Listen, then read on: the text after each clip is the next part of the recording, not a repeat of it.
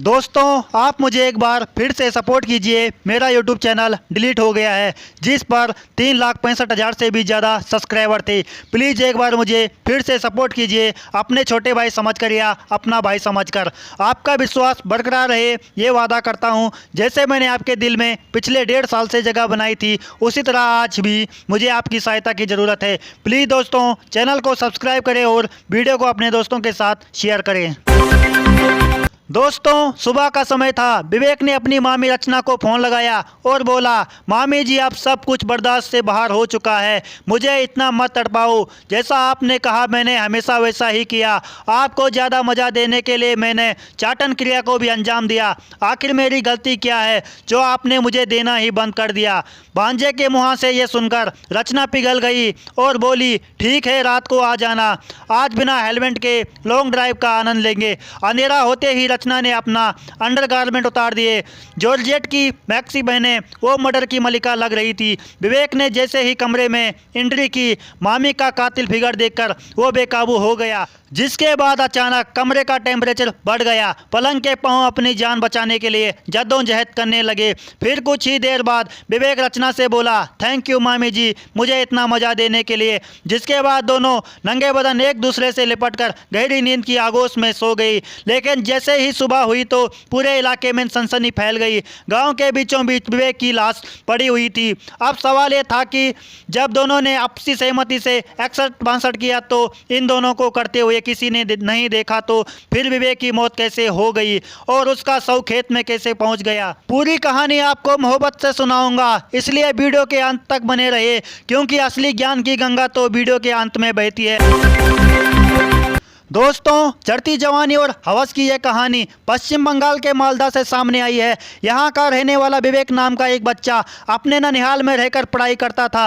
मामा रोजी रोटी की तलाश में गुजरात चला गया तो मामी रचना का खेत बंजर पड़ने लगा। एक दिन 8वीं में पढ़ने वाला विवेक स्कूल से घर आया तो रचना से बोला, मामी मुझे भूख लगी है, जल्दी से खाना दे दो। रचना उसे 2 रोटी देकर बोली, भूख तो मुझे भी बहुत लगी है, लेकिन क्या करूँ, भूखा रहना पड़ेगा।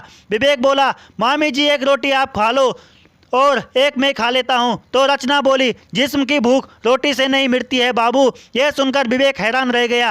पेट की भूख के बारे में तो उसने सुना था और पढ़ा भी था, लेकिन जिस्म की भूख के बारे में तो उसे पता ही नहीं था। उसने पूछा, मामी जी यह जिस्म की भूख कैसे होती है और यह कैसी मिटती है? तो रचना उसकी लुल्ली पर हाथ लगाते हुए बोली, जिस्म की भूख इससे मिटती है और इस भूख को मिटाने में बहुत मज़ा आता है। तो विवेक घबरा गया, बोला, मामी जी आप इसको खा लोगे तो मैं जिंदा कैसे रहूँगा? तो रचना मुस्कुराते हुए बोली, इसको खाते नहीं है, सिर्फ चूसते हैं। पहले तुम रोटी खा लो, फिर मैं बताती हूँ कैसे करते हैं। इसके बाद रचना विवेक को बेडरूम में ले गई, उसे उत्तेजित करना शुरू कर दिया। शुरुआत में विवेक को कुछ अजीब सा लग रहा था, लेकिन धीरे धीरे उसे अच्छा लगने लगा। जब विवेक का पूरी तरह से तैयार हो गया तो रचना ने उसे बेड पर लिटा दिया और उसके ऊपर बैठकर करने लगी। विवेक को समझ ही नहीं आ रहा था आखिर ऐसा करने में मुझे इतना मज़ा क्यों आ रहा है। जब रचना का काम हो गया तो विवेक से बोली, कैसा लगा तुम्हें? विवेक बोला, मामी बहुत अच्छा लगा, मुझे तो बहुत मज़ा आया। अब हम रोज़ रोज़ ऐसे ही करेंगे, तुम्हारे जिस्म की भूख भी मिट जाएगी और मुझे भी मज़ा आएगा। उस मासूम बेचारे को पता ही नहीं था कि उसकी मामी ने उसे अपना ठुकाई ऑपरेटर बना लिया है। इसके बाद रोज रात होते ही दोनों अपना प्रोग्राम चालू कर देते थे। अब विवेक अपनी मामी के बिना एक पल भी नहीं रह पा रहा था। जैसे जैसे उसे समझ आई, उसे पता चला कि ये तो गलत है, मामी के साथ उसके अवैध संबंध हो गए हैं। तब तक बहुत देर हो चुकी थी, उसे मामी के होल की लत लग चुकी थी। अब इस होल के दलदल में से बाहर निकलना उसके लिए मुश्किल ही नहीं बल्कि नामुमकिन हो चुका था। दोनों की ठुकाई चलती रही, वक्त का पहलू भी आगे बढ़ता गया। फिर एक दिन विवेक की पढ़ाई पूरी हो गई और वो अपने घर वापस लौट गया, लेकिन मामी का हौल उसे हर दूसरे तीसरे दिन ननिहाल पहुंचने के लिए मजबूर कर देता था। जिसके कुछ दिनों बाद विवेक के घर वालों ने उसकी शादी कर दी।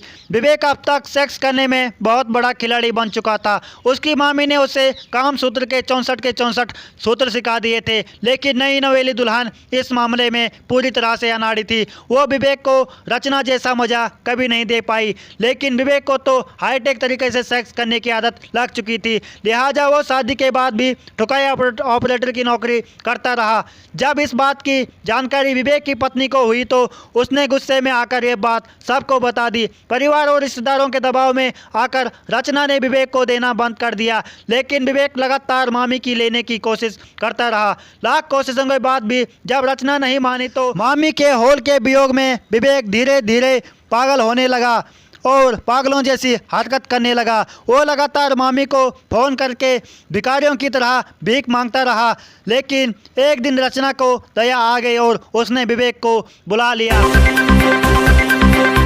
रात में कर कर के दोनों सो गए। सुबह 4 बजे रचना ने विवेक को उठाया और कहा कि तुम चुपचाप यहाँ से चले जाओ, ये अंतिम बार था, आज के बाद मुझे भूल जाना। तो विवेक रोते हुए कहने लगा, मेरे साथ इतना बड़ा अन्याय मत करो, मैंने बचपन से ही तुम्हारी ली है और मैं मरते दम तक तुम्हारी लेना चाहता हूँ। मेरी पत्नी मुझे बिल्कुल भी मज़ा नहीं देती है, प्लीज़ तुम मुझे नौकरी से मत निकालो। जब रचना नहीं मानी तो विवेक ने गुस्से में अपने बैग से तेजाब की बोतल निकाल दी और पी गया।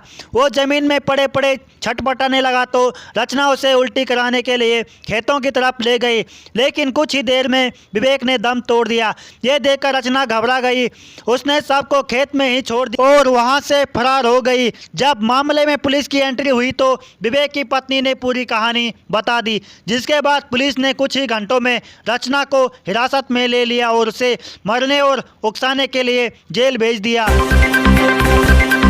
तो दोस्तों, चढ़ती जवानी और हवस की इस कहानी को आप भली भांति समझ गए होंगे। अगर रचना का पति परदेश चला गया था और उसकी जवानी इतनी उफान मार रही थी तो वह मार्केट से वाइब्रेटर या बिल्डो खरीद सकती थी या पारंपरिक तरीके से सब्जियों का सहारा ले सकती थी। नहीं तो ऊपर वाले ने 10 उंगलियां दी है, किसी एक उंगली को थोड़ा कष्ट दे सकती थी, लेकिन उसने इन सब चीज़ों को नज़रअंदाज करके अपने मासूम भांजे को बलि का बकरा बनाया और उसकी बलि चढ़ा दी और अंत में इसका अंजाम दुनिया के सामने है। दोस्तों, अवैध संबंधों का अंत हमेशा खौफनाक होता है, इसलिए हर इंसान को सेक्स सिर्फ अपनी पत्नी या पति के साथ करना चाहिए, नहीं तो हस्त में तुन करके अपना काम चला लेना चाहिए। धन्यवाद।